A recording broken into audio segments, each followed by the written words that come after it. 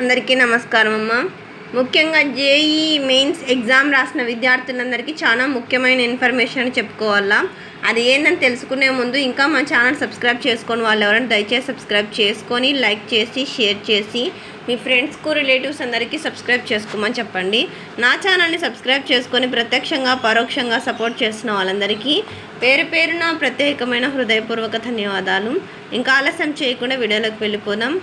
JEE main ర్యాంకుల విడుదల నేడే. ఈనాడు Hyderabad. JEE main ర్యాంకులను గురువారం జాతీయ పరీక్షల సంస్థ ఎన్టీఏ విడుదల చేయనుంది. గత జనవరి ఇటీవల జరిగిన 2 విడతల పరీక్షలలోని ఉత్తమ స్కోర్ను పరిగణలోనికి తీసుకొని ర్యాంకులు కేటాయిస్తారు. తుది విడత పరీక్షల ప్రాథమిక కీపై అభ్యంతరాల సమర్పణ గడువు ఆదివారం రాత్రితో ముగుస్తుంది. అభ్యంతరాలను నిపుణుల కమిటీ పరిశీలించి తుది కీతో పాటు ర్యాంకులను వెల్లడిస్తారు.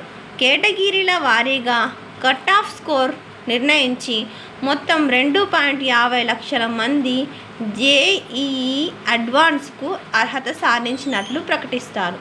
అంటే వారు మాత్రమే మే 18న జరిగే జేఈఈ అడ్వాన్స్డ్ రాసేందుకు అర్హులు.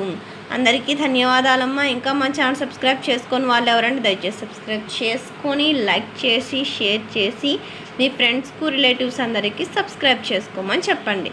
నా ఛానల్ని సబ్స్క్రైబ్ చేసుకొని ప్రత్యక్షంగా పరోక్షంగా సపోర్ట్ చేస్తున్న వాళ్ళందరికీ పేరు పేరున ప్రత్యేకమైన హృదయపూర్వక ధన్యవాదాలు. అందరికీ ధన్యవాదాలు. దయచేసి వీడియోని మాత్రం స్కిప్ చేయండి.